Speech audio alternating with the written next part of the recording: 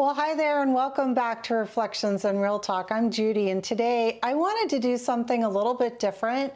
I wanted to make a Reflections and Real Talk unscripted. So just me talking, no particular agenda. I have a couple of bullet items here on my index card that I wanted to talk about. This is my first week of retirement, and a lot of people have been asking me, what are you doing? What are your priorities? And so I thought I'd share that because it's a little bit mysterious, isn't it, right? What are you going to do right away? What's on your bucket list? Are you going to jump into it right away? How do you contend with that shift from working all your life to not working? And I want to say that I had given it a lot of thought before I made the leap. So I wanted a little bit of structure in my life without too much structure. But the number one thing that I wanted to do was sleep a little more. I was used to getting up at 5 a.m. to go to work, and I had to be at work at 7 a.m. for many, many years. Sometimes when I was doing floor nursing, I actually had to be at work at 5. And even rolling back the clock many years earlier in college, I rode crew and I had to be on the water at 5. So this has really been a challenge for me to try to rewire my sleep-wake cycle. And I just can't even stay awake long enough at night to do that yet, but I'm working on it. So slowly but surely just inching up my activities that I do at night, maybe drinking a little caffeine later in the day to give me that extra boost. I just was really looking forward to having that opportunity to do things with people that stay up later, because there's a lot of fun that happens in the evening, right? So that's one of my goals. And I don't know how many people find that to be a top priority, but I did. The next thing that was really important to me was ramping up my workout schedule. I had been very active at different times throughout my life. And as I got older, I found that it was harder to get the energy to go to the gym, especially in the winter months after working all day. And my job became more sedentary. And I actually noticed with the YouTube videos, just even in my face, inflammation, just that puffiness, that feeling that you just don't feel good. And of course, your clothes getting tighter. But more than losing the weight, the vanity, I just want to stay healthy. And a lot of people ask me as well, what is your goal with fitness? Do you want to lose weight? Do you want to build muscle?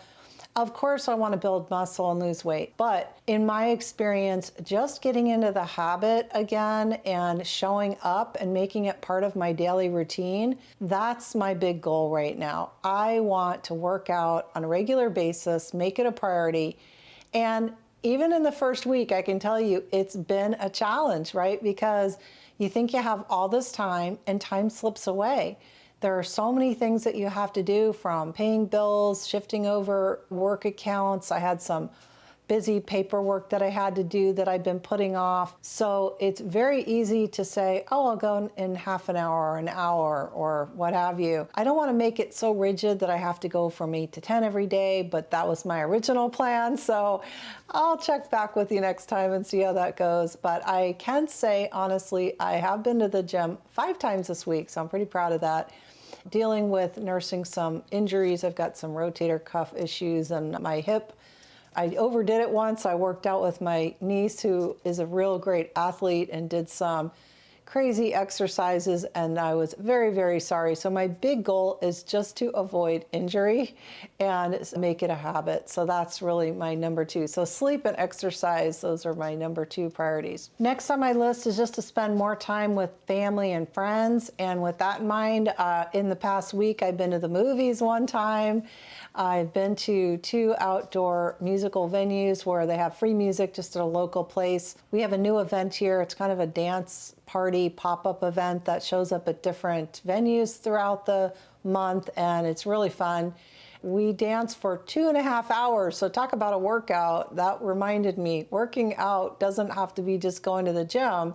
It can be doing something fun like dancing, and that certainly was. And just, you know, what's funny, thinking about the last time I actually went out dancing, I had some different dance moves, and I used to drink more alcohol. And so I feel like I need to learn some new dance moves. But anyway, that's my kind of embarrassing disclosure. Next on my priority list, which I hope I can keep this as a permanent goal, is not to go down the news rabbit hole. I love to watch the news. I love to keep up on what's going on in the world, but it's very polarizing, as you know, and that's been a challenge. I actually did a whole video on it because I have some friends that will really try to pull me in and pull me down that rabbit hole with them. And it can really put a cloud over your whole day if that's all you're thinking about. I'm not saying that I want to be disengaged or uninformed, but I really just don't want to be watching the news to a degree that it colors my day and discourages me from doing fun things and taking the joy out of life. I'll put a link to that video down below. It's funny that it wasn't that well received because I thought it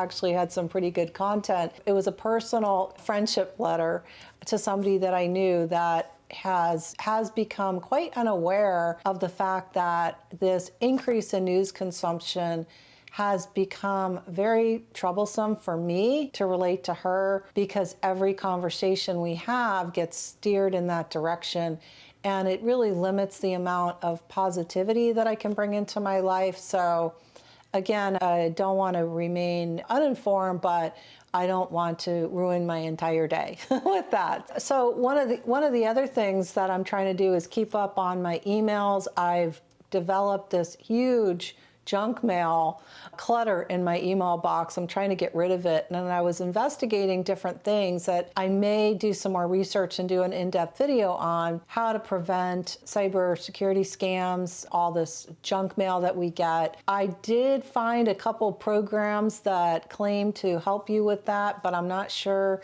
if that's just another thing that you have to pay for. Is there validity to it? Is it just an extra expense? I do know that online scams are on the rise, so I want to be more vigilant about that. And I really want to declutter my email box. So that's one of my personal goals. Also trying to eat better. I'm trying to go to the grocery store more and buy fresh foods and do more food prep. Things that I wanted to do when I worked and had aspirations to do and did periodically, but kind of fell by the wayside. I do love vegetables, and that requires a lot of slicing and dicing. And at one point was a vegan. I really enjoyed that. And it did take a lot of prep work, because if you buy an adequate amount of fruits and vegetables and you slice and dice them, and maybe you stir fry them or bake them or roast them, then you end up eating the same thing over and over again. So in order to avoid that, you need to kind of stockpile some of these food prepped items.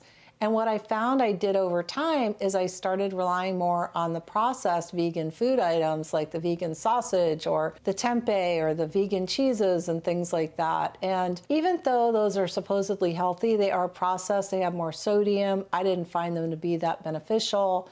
And so I started straying back to more traditional foods because, frankly, I was becoming anemic and not getting enough protein. And so I think if you're more intentional and conscientious about it, you develop habits that you can manage a vegan diet and be successful with it. But when you're working, it's very hard to do that. So I hope to be more, if not 100% vegan, more heavy on the vegetables, because that's what I like to eat. It just requires a lot more effort, and you just can't grab a bite and go and eat anything anywhere. Now, with all that in mind, and I'm not even done with my list yet, I can tell you that it seems like you've got the whole day ahead of you and you're going to be bored, but all of these things take time. And if you don't want to rush through things like you did at work, it still fills your day up pretty fast, right? Because you've got to get to the gym. Of course, you're a woman, you've got to dry your hair. That takes time, and cooking and slicing, dicing, and so forth. So let's see, what do I have next? Look at my cheat sheet here. Just walking more. I do live in a walkable community. I'm very fortunate, and I have been guilty of driving or riding my bike when I could have walked. Riding my bike is okay, but if it's a short distance, it's not really that convenient. So just trying to be more cognizant of that and making an effort to go for a little walk just for relaxation purposes. And it's really nice. And then the other thing is, I noticed that when I was working, I was in such a rush. I kind of felt like I was on the gerbil wheel of life, you know, get up, go to work, come home, go to the grocery store, rush, rush, rush. And when I started to really look at myself, looking at the world, I wasn't projecting a fun, happy person to the world and smiling at people, or even really seeing people. And that's really been kind of enlightening to me, to do that introspection. And so I'm trying to make an effort to be kinder to people. Every person I come across, whether it's somebody at a crosswalk or a service industry or what have you, anybody that's helping me, anybody that is answering the phone so I'm not so pressed for time. Because when you do work, and I think that's one of the things that's stressful, is that if you're working Monday through Friday 9 to 5, where everybody else is also working those hours, when do you find time to do your errands? When do you find time to make those phone calls? And sometimes you do it at work on your lunch break, and so you're always pressed, you're always squeezed. And now that I'm not, I really hope to find the time to be more polite and more patient with people and more appreciative of them giving their service to me. And then a lot of people have been asking me, what's on your bucket list? You're going to travel. I did travel this summer to Amsterdam, Copenhagen, and Stockholm. It was amazing. And I would say the best part about that trip was the fact that we didn't have to rent a car. They have great mass transit. In fact, many of the transit packs include not only the transportation from the airport, but the local transit as well, whether that's a ferry, a trolley. We actually, and when we went to Sweden, it included the entire ferry to this little island called Vaxholm, which was over an hour. So that was amazing, because I recently went to Catalina Island and that ferry was $100 round trip. So it was really helpful to have that mass transit available. It made it very relaxing, and I definitely want to travel again. I have a couple places, but I haven't solidified it just yet, and also want to plan to visit some family and friends. And of course, talk more on the phone to my family and friends. Now, two other things I'll add and then just wrap up for the day. I was looking at some of the comments from my video, which thank you very much, by the way, for all the views. It was very well received, and I appreciate that. And all the dialogue in the comments. It's really fun to see the comments. So keep them coming. One thing I saw quite often was, what am I doing for healthcare? I did get my health insurance through the ACA Marketplace, the Affordable Care Act, otherwise known as Obamacare. With that, depending on your income level, you can be eligible for subsidies or not. I know a lot of people are confused about the subsidies and not renewing them in 2026. But that's what they call the subsidy cliff. So you can reach a certain income level and still qualify for some subsidies. And fortunately for me, I did. Now, I do earn a little bit of money on YouTube. If it grows too much, I'll have to pay some of that back. And I am actually considering a very part-time job, something I'm really interested in doing. More to come on that. But if I do that, I'll have to go into it eyes wide open that I will most certainly lose those subsidies. So that's fine. I've taken that into account, and maybe that part of my work is just to pay for my health care, but that's something that I've thought about because I'm only 62. I don't qualify for Medicare till 65. So that's the healthcare bit. I did do a whole video on healthcare, and you can watch that next. I'll put a link to it when it's ready in the description below or at the end of this video. So healthcare, yep, you got to pay for it before you're 65, absolutely. You also have to be cognizant of the fact that if I'm 2 years before Medicare, IRMAA is going to look back 2 years.